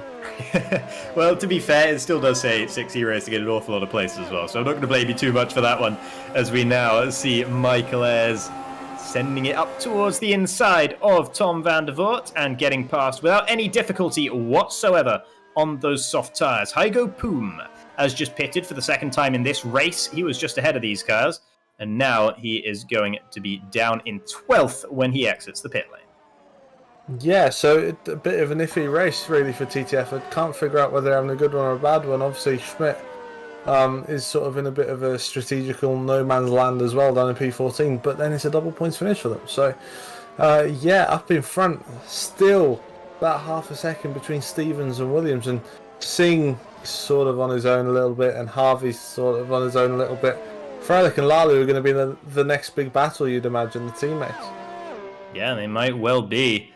Lalu currently ahead then of Ivan Leonov, who's falling just a little bit adrift of the top 6. But Leonov then has a massive gap down to Amari Watson and Michael Ayres, 8th and 9th. Van der Voort and Poom have faded in the second stint of this race away from those erstwhile companions inside the top 10. Van der Voort now down in 10th, Poom having pitted a second time down in 12th. And there you go. Formation flying from the Mode Auto Concepts cars as Michael Ayres moves up into 8th. Yeah, makes sense. Michael Ayres on the faster rubber, so he can get off and charge and try and close the gap. Of course, a massive gap between himself and Leonov up the road, about 11 seconds at the moment. So, yeah, that's really setting up the final stint for him and for Amari. Maybe Amari can follow him a little bit. Tom Stevens still leads the way. Matthew Williams is still very close behind him. Half a second this time as they head round Jean-Charles, but there you see, losing about 0.2 of a second on the exit of the final corner is Matthew Williams. He gets the DRS open now, and in fact he doesn't get it because he pits. So Matthew Williams pulling the trigger, going for an undercut. He was closer, just a little bit closer to Tom Stevens last time around. So maybe that's why he made the decision to come into the pit lane. Yeah, I was just about to say, sort of a big game of chicken between the two. Who's going to pit first? We can see the power of the undercut. It's going onto the soft. So another pit stop maybe after this? May well be. He's not going to go 25 laps on or 26 laps on a pair of softs, is he? So this is an aggressive strategy from Matthew Williams and Stacks. Yeah, and look where Matthew Williams is going to come out. He's going to come out alongside, just ahead of Omari Watson, but right ahead of him, that is Michael Ayres. So by the two modes switching positions, Matthew Williams is finding himself with a hell of a headache now on Michael Ayres, who's on relatively fresh, soft rubber, and who's been setting some pretty fast lap times out there. So he's not going to be easy meat, I don't think, for Matthew Williams. We'll have to wait and see. Williams, of course, fantastic driver. Michael Ayres has had his share of race wins this season as well. So we'll see how kind he's going to be to the car just behind him. Yeah, they needed that gap, and like you said, the switch took away that gap, but Michael Ayres has got tyres that's slightly older, and Matthew Williams has been able to stick to his rear wing like a plaster, so should be able to get a move done. Let's see what the difference is between these two cars in a straight line. And will Matthew Williams be able to make a move? It looks like he can. So important. Now he's got to chase after the cars in front. A nice gap, give or take the back markers, to try and put some laps in to get up to the back of Tom Stevens by the time that Tom pits. It'll be interesting to see what Tom does now. Does he react, or does he follow whatever strategy he was doing originally? Obviously, there was a 2 or 3 lap difference at the start of the race between the two, so when they pitted in the first stint, it's going to be crucial now because he's not far enough ahead of Sandeep Singh or Thomas Harvey to just react to Matthew Williams. No, absolutely. So it's going to have to be a very careful decision from Tom Stevens and V12 Crossfire. They'll be making that decision right now, and he stays out. The race leader commits to at least one more lap of the Autodromo Jose Carlos Pache. And that means that we definitely have a very tasty fight on our hands with Matthew Williams. The undercut has pretty much already been executed now. So with Tom Stevens staying out one lap, he's going to have to stay out a fair few more. Well, he can either pit pretty much now and go on to another set of mediums, and not take the extra pit stop. Look at that, 109.2 is a second a lap faster than Tom Stevens at the moment. Yeah, so he can pit for another set of mediums, but it'll be slower than you would imagine another stint afterwards of softs. Or he can try and eke out and go on to softs at the end. Yeah, it's difficult for V12. As we often say, it's difficult being in front because you can never be right when you're the first car. You can only ever be wrong, really. Whereas Williams has really forced the hand. It's this clever strategy. It'll be interesting to see how that plays out towards the end of the race. So we're going to need another 10 laps to see who's in first, no matter what happens, whether Tom pits in 2 laps or 5 laps. So we'll see as Tom Stevens stays out again. Here are the Royal Blue Racing cars, Jukka-Pekka Laulu and Simon Frelick, and it doesn't look like there's too much in the way of team orders here. Never mind, I take that back. There's absolutely everything in the way of team orders there, as Jukka-Pekka Laulu moves up into 4th position. I thought Simon was going to go defensive into turn 1, but actually he was just vacating the racing line for the Finn. Yeah, and Lalu had just done his personal best on the lap previous to that as Williams goes faster again. Yeah, so Lalu was faster. He was doing his best laps of the race. It makes sense. But in fairness to Frelick, considering the time he was giving up at the start of the race, he's actually settled the boat a little bit and really put in a nice performance in that second Royal Blue Racing car. Hutt currently in the pit lane. Dan Hutt. He is down in 18th at the moment. One of the lapped cars in this race. Alessandro Quintai, the leader of the lapped car contingent, but he is 40.5 seconds behind Pascal Schmidt. So if Quintai had any grand plans to get himself inside the top 10 and maybe even onto the podium from the very back of the grid, that has not gone his way after that heavy incident on the start line that he was just a very unfortunate bystander with when we saw the pinch very early on. So his race hasn't exactly gone to plan. Matthew Williams, his race is going relatively to plan at the moment. Currently sits in 7th, but he's just set 2 purple sectors in the 1st and 2nd. Simon Frelick, a lap after giving way to his teammate Pitts. So what will he go on to now? Oof. 108.9. Yeah, that is seriously fast. As Simon Frelick, he goes on to mediums. What I was about to say is that if he goes on to mediums, that reveals that you can go to the end from mediums at this stage. So will we see Tom Stevens coming in for a set of mediums in the next few laps? It's a big decision. Which one will he take? Problem is in 5 laps time he can probably get to the end on soft. So it's really playing that balance out now. If he can get 5 more laps at a decent pace, the pace he's doing at the moment, 110.6, it's 1.5 seconds slower at the moment, give or take. So will he have enough of a gap then to get to the end on slightly more worn softs if he doesn't pit? It looks like that's what he's doing. I feel like if he was going to react to Matthew, he would have done it by now. So very much sticking to the guns up at V12 crossfire. Singh actually isn't pulling in too much either and pretty much doing the same lap times as each other. Leonov pits, and what's really helping Matthew Williams is by the time he gets to anyone, they go in to have pitted anyway. So he's not going to lose any time squabbling with anyone in front of him. That move on Michael Ayers was crucial when he did it. Yeah, absolutely. And Ayers didn't fight it really either. Let Matthew Williams through more or less. So Williams will be very thankful for that, I'm sure. As Ivan Leonov, who's coming out of the pit lane after his most recent pit stop, he has also gone on to a set of mediums to the end of this race. Jack Mayer still behind Hygo Poom. After the opening stint of this race, when he found himself right up behind Hygo Poom, I bet he wouldn't have thought it would take him this long to try and get past the TTF racing car, but at the moment he's still stuck there behind him in 12th place at this stage of the race, having made 1 extra pit stop relative to the Estonian ahead. One driver who's very fast out there at the moment, or has been for the last couple of laps, Jukka-Pekka Laulu, who's really closing in on Thomas Harvey for 3rd position. Yeah, he's doing a lovely job, and we saw him go straight past Frelick just before Frelick pitted. But yeah, doing a really nice job, and he's done it all season long. It's what Jukka-Pekka's known for in GPVWC. His race pace is so strong. He's so good on the tyres. His strategy is always good, and he tends to keep himself out of trouble. Mm-hmm. So yeah, it's really solid drive again from Jukka-Pekka. Look at this, Leonov and Dabrowski. Leonov obviously just out of the pit lane. Yeah, Dabrowski realises that's not his fight. The Bulgarian goes breezing past around the outside into turn 1. And Ivan Leonov moves back up into 9th position. There goes Here's Jack. Mayer down the inside of Hygo Poom, going all the way to the inside of the track. Didn't really need to go that far inside, but it doesn't matter because he managed to make the move stick regardless. Into 11th he goes. Will Poom try and get him back down the Retroposta? Doesn't look like he's too bothered, as Jack Mayer was able to break the slipstream and then get back to the racing line before turn 4. Almost losing it there in the middle of turn 4, but holds on. Yeah, and Tom Stevens, as we can see, still going on. He's going to try and get to the stage where he can swap onto soft.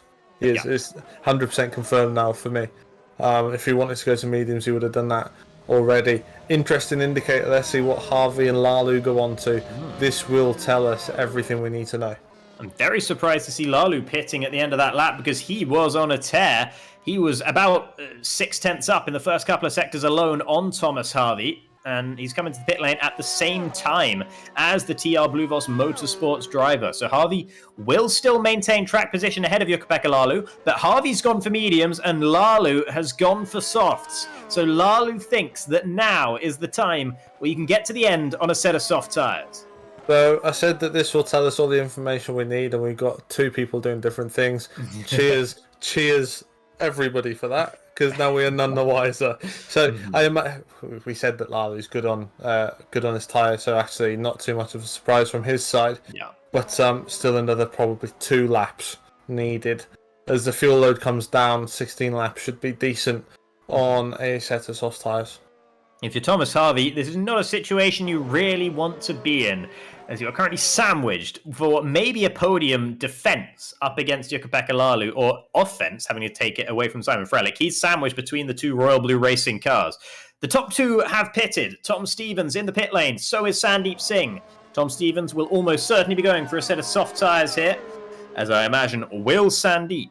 Matthew Williams reclaims the race lead, but for how long before he has to pit again? Here comes Jukka-Pekka Lalu already piling on the pressure onto Thomas Harvey with the soft tyres, has more grip and just breezes past around the outside. The Finn getting that move done for what might be a podium come the end of this race. Up into 6th he goes, relegating Thomas Harvey down into 7th. Now he's able to get some slipstream off of his teammate there. You can see the service being afforded him, but it's not enough because here comes Harvey back around the outside of 4. But no, he can't keep his nose in either. And that's just about Jukka-Pekka Lalu getting the upper hand there, but that was a little bit hairier than it might have been.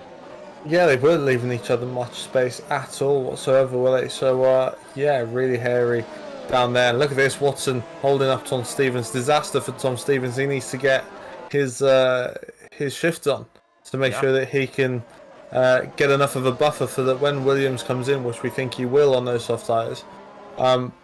It gives too much for Williams to do to win this race. So critical to get past Amari Watson. He should do it nice and easy. In fact, Watson comes into the pit and gives him DRS. Thank you very much, Amari. We'll give you a Christmas card.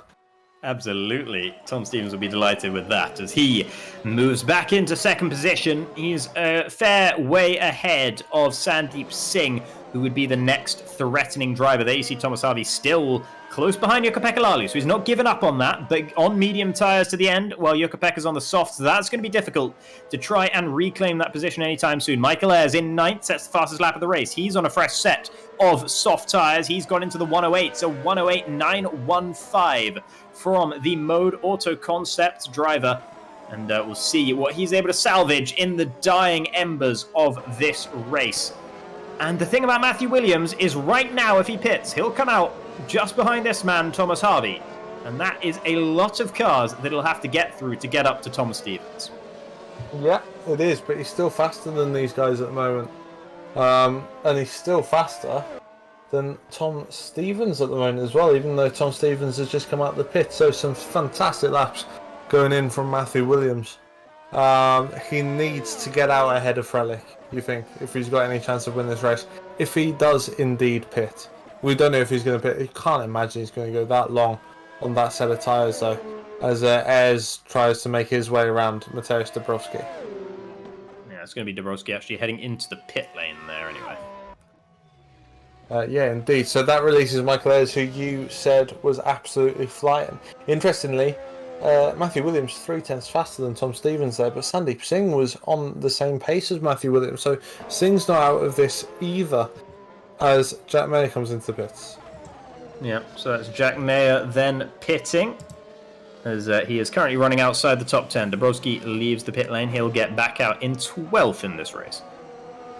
Well, interestingly, Lalu's still behind Frelick. I thought they would have let Lalu pass Frelick on the softer tyres, so because obviously Frelick pitted a little bit earlier and is on the medium tyre, so I thought they would have protected Lalu from Harvey and put Lalu through and then let him chase down the top three. There's only 3 seconds between Frelick and Singh, so yeah, really surprised that switch hasn't happened yet, but maybe they're just a little bit worried that Harvey will get through on Frelick.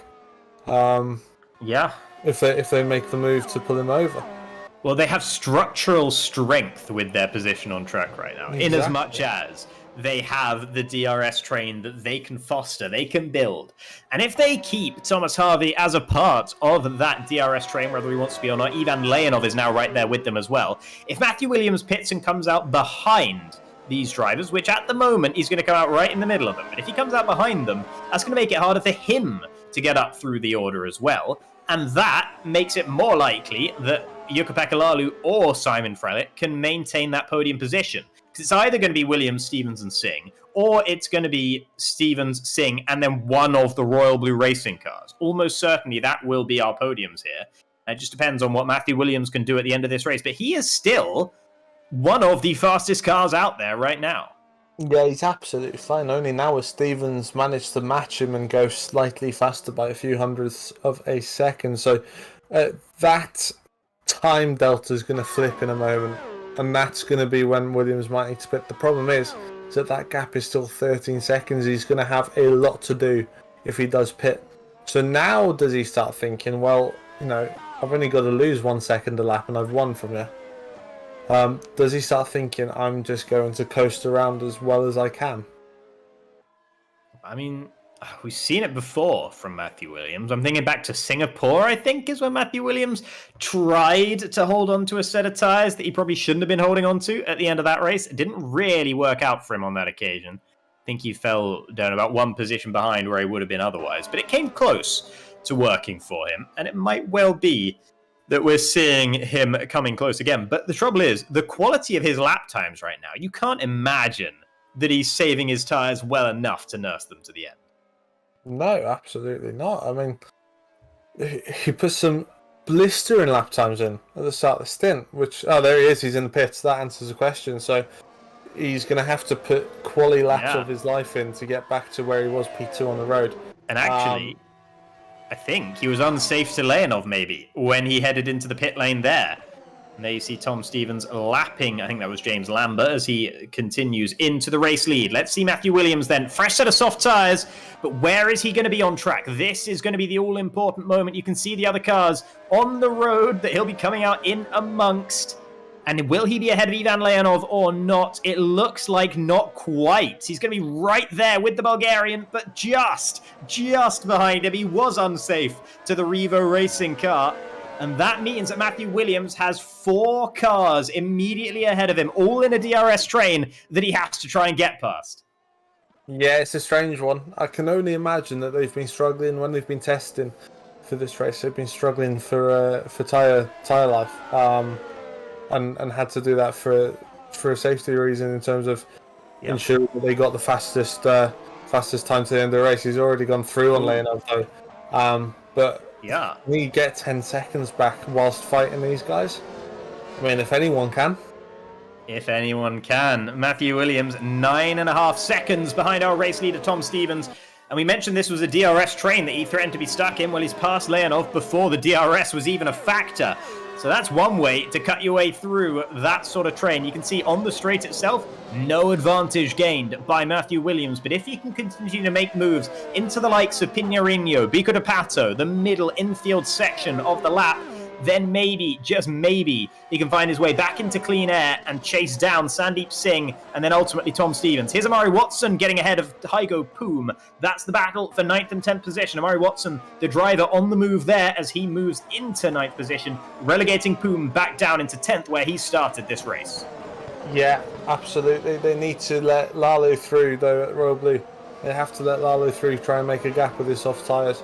And use that to defend, because at the moment Williams is just going to drive around them all in the middle part of the lap. He's got so much more grip. so much more confidence in that stacks at the moment with the fresh tyres. And this is where he's going to struggle, as we've seen all day. But I just feel that the best chance that they've got for a podium is that Lalu gets through. He's a lot closer than he's been most of the race to Stevens. This time with Thomas Harvey, can he get through late on the brakes? You imagine he's got the grip to do it. He has been late on the brakes consistently into turn 1. We saw it early in this race, and there it is again, ahead of Thomas Harvey. And I tell you what, maybe Thomas Harvey isn't too unhappy with that, because that means that Matthew Williams can try and disrupt the cars ahead. Those two Royal Blue Racings that have been putting up a wall in front of Thomas Harvey for these last few laps.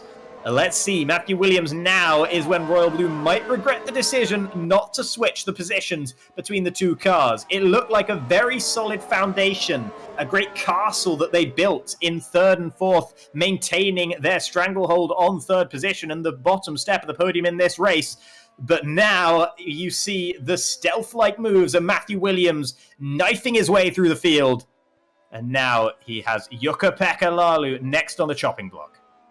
Yeah, I mean, Lalu could have been 5, 6, 7 seconds up the road with those soft tyres by now. I'm a little bit confused, but there we go. Williams all over the back of both of them now, and actually a bit of a gap between Jukka-Pekka and Frelick, so that'll help Matthew Williams even more. Look how close he is already. That's not even before they get onto the straightest part of the straight. He's around the outside this time. Supreme confidence. He'll have the inside for the second part if they need. That was close. He didn't need to make it that close. He had too much grip, and now he's going to be susceptible to the DRS coming back with the slipstream. Yeah, might be under a little bit of pressure. We saw Lalu got together with Tapper very early on in the center S's. This time they just avoid making contact, and Matthew Williams gets the move done, and already you can see him spitting out that rear end as he looks to close down Simon Frelick for at least the podium position in this race. Royal Blue Racing, not sure if they were trying to be too cute by holding on to that DRS train or what, but the decision not to let Jukka-Pekka Lalu through has not paid dividends for them in the end. No, it looked as if as well that Sandeep Singh was starting to close in on Stevens up front, but that hasn't materialised. Still at 3 seconds, and pretty perfect race from Tom Stevens, you have to say. Can't think of a time he made a mistake. Yeah, no, absolutely. He has been pretty solid out there at the front of this one. The first stint in particular, he looked fantastic. Matthew Williams has looked like the faster driver since then. The strategy hasn't necessarily worked out for the Stax Racing car. We'll see, it might yet do so, as he now will send it on Simon Frelick, but he wasn't close enough and almost got his nose chopped off there. Meanwhile, just behind him, that's Ivan Leonov trying to blitz around the outside of Thomas Harvey, but not quite managing it. So 2 moves attempted, 0 moves successful at the end of lap 50. The problem that Williams has got is he tries to dummy his way down into T4. The problem Williams has got is that his best lap on the previous set was a 108.9. Well, the guys up front are still doing 109.1s, 109.2s. There's not going to be a massive delta of difference between the times. So, that's why I'm starting to think it maybe was just a tyre life thing for the Stacks, that they just couldn't do a two-stop. Yeah, and we've seen him darting all over the road, braking very late, having moments with the rear end. That's not going to be helping the tyre life of this final set of soft tyres. He'll be really, he'd love for them to have a significant advantage on Stevens and Singh in the dying embers of this race, but that advantage will be melting away quite literally off the surface of those tyres with every move he attempts to make on Simon Frelick. This one has to be the one for Matthew Williams, and he goes to the outside, and this time it is the one. Wall of death from the Drivers' Champion as he is up into third. Simon Frelick down into fourth, and it doesn't look like Royal Blue Racing are going to be able to end the season on a podium, one that they've only had a couple of thus far this season. But Simon Frelick did come very close. In the end, Matthew Williams has been able to get past both of the Royal Blue Racing cars, and now he can set about trying to close down the Pescara of Sandeep Singh for second position. Beautiful, beautiful move from Matthew, wasn't it? Round the outside of 2-1. And in fairness, he's gone down the inside, he's gone around the outside, he's tried going down the middle at some points. It just brilliant, brilliant racecraft. And it's why he's the champion in the end, isn't it? Here we go then, back in the pack is Darius Andre, who's come through a few scrapes, and Matthew Sabinski down the inside for PLS. Not one of his finest races, but a solid season nonetheless, and a nice move towards the end of the race that he can carry through the winter. Yeah, Zubinski, of course, one of those cars that was involved in the pincer incident at the start of the race. He was the car on the right when we saw the other car try to go straight through the middle. It didn't end up working. Heavy collision between those two. Meanwhile, there's Jukka-Pekka Laulu now on the defensive from Thomas Harvey. So, and they're going to make a lot of contact. We've seen this one before between Laulu and Tapper. Thomas Harvey keeps his nose in, doesn't lose the car, and he'll be right there with Jukka-Pekka Laulu. Ivan Leonov sniffing around in the background as well. Can he find a way through? No, he backs out of it, but Harvey does not. Around the outside of Desquita de Lago. Forces Laulu to give him the space around the outside of that one. Through turn 5 they go, and still, that's just tantalizing for Leonov. He doesn't go for it through Ferradura. It's Jukka-Pekka Laulu who braves it out around the outside. Thomas Harvey lives to fight another day, but that was definitely a bit of a scrape between the two drivers. Yeah, a bit too much, I think, from my point of view. They both knew they were there. You had one turning into the other and the other turning into the other, and they were just a little bit messy. But in fairness, they both managed to keep it on the grey stuff and all in the right direction without losing places. So fair play, good car control in the end. But yeah, don't need too much more of that, because that will end up in the barriers before you know it. Absolutely, we've seen it with Dalla Tapper early on. Very, very similar incident. As there's Michael Ayres, by the way. Welcome to the battle, Michael Ayres. He's trying to go around the outside of Ivan Leonov. Late in this race is when he's finally been able to catch up to some of the not quite front runners, but nearly top 10 contenders. Michael Ayres currently in 8th. His teammate Amari Watson about 15 seconds behind him now in 9th, which just shows you the incredible pace Michael Ayres has actually had in this race, but had to start from the back, and things really didn't go his way at the beginning of the race. So he has had to fight a lot of adversity to find himself up in 8th, and he might be able to get himself up in a 4th by the time this race is done. Yeah, he's absolutely flying. It's great. I mean, if you think back to his performance in India, for example, where he just charged through the field from P9, P10 on the grid. I mean, wow, he's really lit the series alight since he came in after a few rounds, and yeah, great to watch again, and another great performance. Like you said, could get 4th if this all falls the right way, but 5 laps to go in Superleague Lights 2021.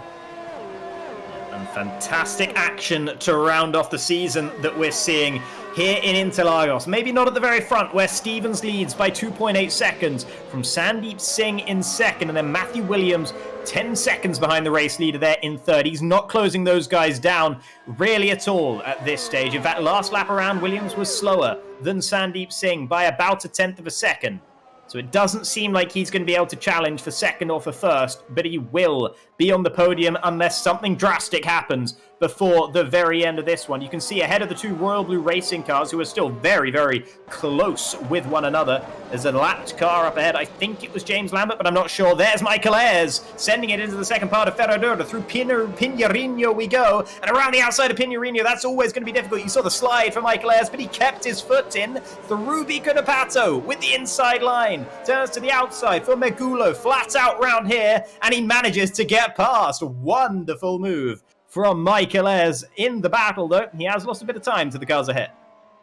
Stunning racing from both of them. We'll give all the plaudits to Michael Ayres for making the move, but Leonov was absolutely superb in that as well, on all the tyres. Absolutely brilliant racing. That is what this championship is all about. Absolutely. And now, Jukka-Pekka Laulu still behind Simon Frelick. He'll feel that he should have been ahead of him about 15 laps ago, but as things stand, he has not been able to find his way past his teammate for this race. Simon Frelick holding on there in 4th. Thomas Harvey still right there with these guys, hoping to vindicate his decision to go on to mediums rather than softs at the end of this race. If he can get past Jukka-Pekka Laulu, that decision will be vindicated. But there's only a few laps left to do it, and it doesn't look like Lalu's going to be losing DRS on his teammate ahead anytime soon. No, he won't be. It's sort of working for them, I guess. They're maximising what they could have. If you have a look at the speed differential, I said Lalu could have been 6 or 7 seconds down the road. Well, there's already 6 seconds between Williams and Frelick, so would it made much of a difference? Who knows? But they are holding nicely in formation here, and Harvey's looked the faster car over the last 5 or 6 laps and hasn't been able to get anywhere near, so it's working nicely. Here's Ayres, though. Cue the Jaws music, because he is flying.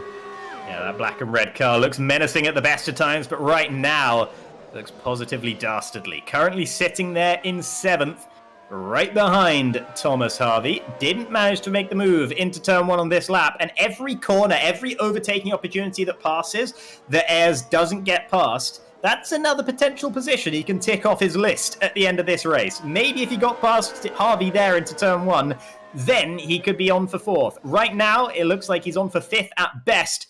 But we'll see as the clock ticks away. Tom van der Voort here with Hygo Poom. These guys started the race very close to each other. Tom van der Voort managed to overtake Hygo Poom in the first stint. Hygo Poom undercut him, got him back in the second stint.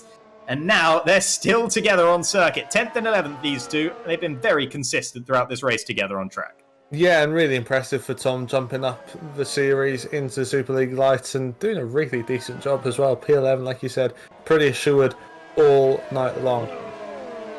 Sandeep Singh, a lot closer to Tom Stevens than he was last time either. Half a second on the last lap. As Andre sets the fastest lap, half a second on the last lap, as you mentioned, from Sandeep Singh. That's not enough if it continues at that pace.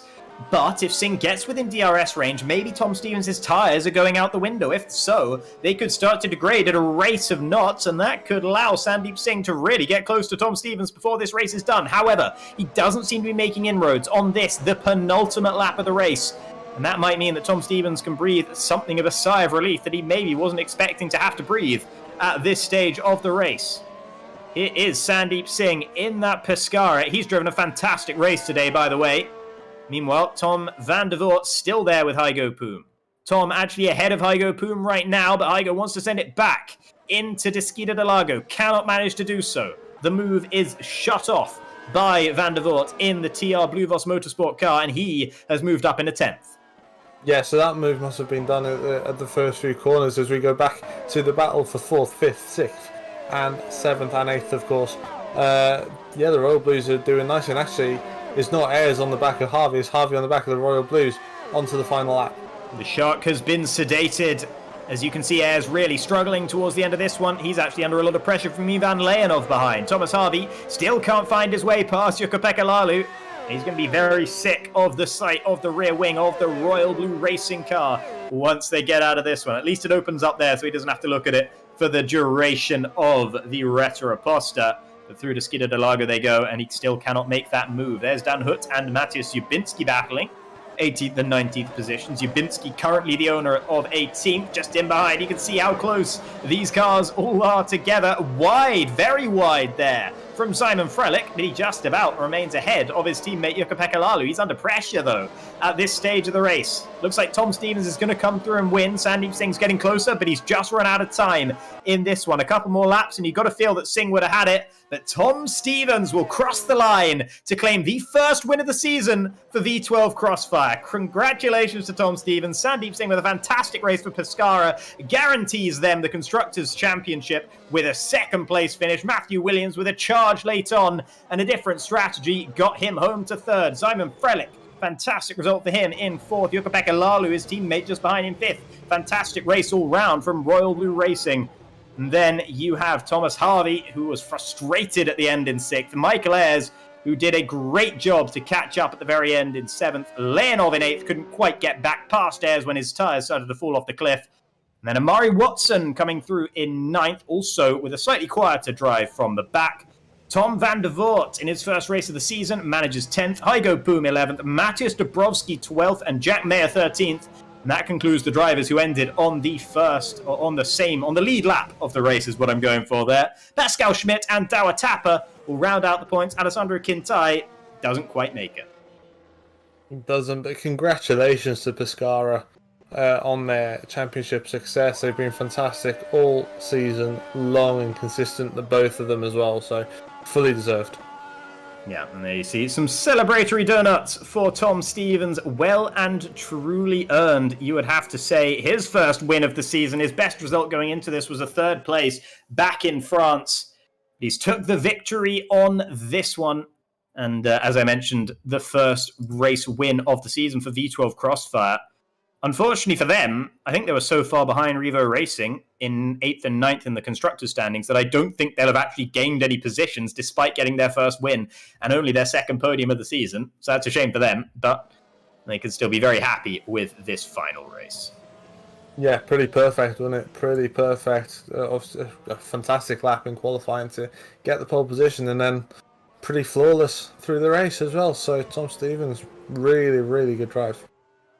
Yeah, and then you see all the cars that didn't manage to finish this race. Jon Dix, Matteo Kiersmackers, Jannis Volborn, and Gies Zonneveld all retired with damage of one kind of another or another in this race. Outside the point scorers was Kintai, Andre, Zubinski, Dan Hutt, and James Lambert. Here you see the race order once again. Tom Stevens won the race.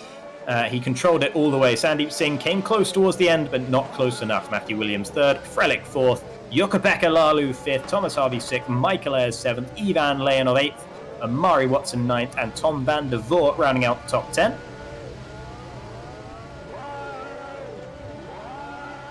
And then just in behind those guys, Hygo Poom with a good point scoring finish in 11th, Dabrowski 12th for PLS, Jack Mayer 13th, Pascal Schmidt 14th, and Dower Tapper in 15th position. So congratulations to all the point scorers. A special congratulations to V12 Crossfire, to Tom Stevens, and to Pescara. Fantastic way for them to end the season with what has been, I think, Sandeep Singh's strongest performance of the entire season. He finished 1.5 seconds away from the race leader in the end, matched his best result of the season. He managed a second place earlier on. That was back in, where was that for Sandeep Singh? That was back in Belgium, in Spa, and also in Canada. So this is his third second place finish of the season, but I think probably his best. We want to take then a couple of interviews with a couple of drivers here. Ewan. Well, talking of Sandeep Singh, here is Sandeep Singh. Sandeep, hello. Hello, hi. How are we? Congratulations on the team championship. Yeah, thanks. Yeah, I was hoping Alessandro would join me, but yeah, thank you for that. Yeah, it's a very, very tough season. Very tough. I'm happy it's over now. I was a bit nervous first few laps. I saw Quintai was at the back and I heard he had damage. I was worried that something might happen to me, and then something jammy might happen. It's Brazil. Usually something happens. But yeah, thank you for that. Oh. Absolutely. And we were just mentioning how we felt that, from our perspective, this seemed like your strongest race of the season. You came pretty close to the race victory. At the end, you were really closing in. How many more laps do you think you would have needed to claim the race win? Probably 2. I just made the mistake of not pushing hard enough early in that last stint. I was kind of protecting a bit early because I know Williams was free stopping, so I wanted some tires just in case he, overcutted the guys battling for P3. But then that didn't happen. I noticed I was chipping away at Stevens, but I noticed also I had plenty of tires still left, so I just picked the pace up as much as I could. But yeah, ran out of laps in the end. Yeah, and I mean, would you agree also with the claim that was probably your finest performance of the season? Of course, 3 second place finishes with that one included thus far this season. Was this the best of the bunch? I mean, P2 just a bit off the lead. Yeah, probably will. Like results wise, yeah. I think driving wise, I still think Japan was the better one, coming from last to P6 to minimize the damage from stacks there. But yeah, I think this is definitely top 3. I mean, I haven't really been comfortable with this car this season. It took me like half the season, to be honest. And then, so it's just been chipping away, getting better and better. But yeah, this has been this was one of my strong drives. Yeah, for sure. Yeah, and obviously the big thing for you this season in particular has been your consistency throughout the season. Only 2 races without points, one of them an 18th place finish and one of them a retirement. Is that something you particularly worked on this season? You've had an eye on that sort of thing, trying to keep your nose clean, or is that just something that comes naturally to you? I mean, it could just be I had better luck than guys around me, or just some races I managed to make the most out of my car and the result rather than, making a mistake. I mean, obviously I've had 2 poor results with the France and China. I think it was the bad one. Yeah. So I mean, yeah, target for me every race try to get top 10 and then build on that, and then yeah, I just try to keep my nose clean basically. Yeah, I mean, there's plenty of drivers on this grid who've, like, I'll say like Harvey, Matteo, and Lalu. They're just as quick as me, etc. But they just had worse luck whether it's just like back marking or unlucky collisions or whatever. Yeah. I'm just happy we won constructors because I was a bit nervous about it all day. Mhm. I Well- mean, yeah, I'm happy it didn't rain as well. Right, I mean, yeah. every hour I was checking earlier days, so it was going to rain, and it never Mhm. popped up. I mean, on some wet laps, so just in case. But yeah, it never came, and then yeah. Well, congratulations then on managing to secure the Constructors' Championship once again, and thank you very much for the interview. Thanks. We'll get the race winner in, shall we? Sure thing. Sounds good to me. Good friend in the commentary box as well, Tom Stevens. Tom, hello. Hello. Congratulations! What a race and what a performance. Well, thank you. I mean, yeah, Sandeep definitely kept me on my toes at the end there. That was very unexpected going into this race. And yeah, I've got to thank Sandeep for the seat in his team. So I bet he's kind of a bit... Yeah, that's ironic. Yeah, the emergency guy I brought in wins the race. Well, yeah, I mean, obviously, Tom, congratulations on that race win, Vitor Crossfire's first race win and only race win then of the season, and your first and only race win of the season as well, only in your fourth race, to be fair. Was this, emergency subbing as well, was this a race, is this a track that you feel particularly confident at? Why did everything just fall into place for you today? Well, I think Brazil, this track, I've kind of gelled with it in the past. And in Super Cup, I did quite well here as well, just last week. So I kind of know the ins and outs of the track, so it was just a fact of learning the car. And then I joined the right team last minute, yesterday. And then I got a good setup and everything just worked, I guess. Yeah, absolutely. And obviously started in qualifying. You threw down a gauntlet very early on in qualifying that it took many drivers didn't manage to get close to it. And it seemed like the whole field wasn't going to get close to it until right at the very end. How was that first lap in qualifying? Was it just you were instantly in the rhythm, or how did that feel? Well, going into that first lap, I wasn't really sure what I was going to do. My previous laps before that, I was consistently doing like 0.6s, 0.7s, 0.8s. And then, yeah, there was a few corners that were a bit rough, but that is with any lap anyway. And I was going down, start, finish straight, ready to finish the lap. And I was like, right, be happy with a 0.8 or 0.9 here. And I just see a 0.2 and my jaws just dropped. But, and then I just couldn't improve on that for the entire session. But yeah, I was pretty happy with that. Yeah, well, luckily for you, nobody else could improve on that either. And then in the race itself, the first stint, you just drove away from everyone. Second stint, Matthew Williams got rather a lot closer to you again. How much pressure were you feeling from Matthew Williams behind? And did it seem as easy? Was it as easy as it seemed to keep him at bay? Well, at that time, I had no idea he was going to do a 3-stop. So I was trying to tyre safe because I didn't want to absolutely destroy the rears, because I wanted to make sure I could do softs to the end. So I was trying to manage my tyres, but then he was constantly 6 tenths behind me every time going through the final corner. So I had to keep on it, and yeah, the pressure was pretty high. But as soon as he dived into the pits, it's definitely a sigh of relief there. Absolutely, yeah. I mean, as soon as he dove into the pits, were you thinking that was it? That's done, or were you still worried about maybe that he was pulling some kind of strategy that you hadn't considered? Well, initially I was like, oh right, he's out of this then. But then after I pitted, I saw he's 13 seconds up the road. And then if he got out in clear air, maybe he could have clawed that back and then he could have been a threat. So I did start to push a bit more. But yeah, that was a bit tense. Absolutely. And yeah, I guess Ewan, any further questions from you? No, all good. I think you covered it pretty well, Jacob. Like Tom covered the race. Absolutely. Very, very masterful stuff. Congratulations, Tom, and congratulations, Sandeep. And thank you both very much for joining us for the interviews today. Thank you very much.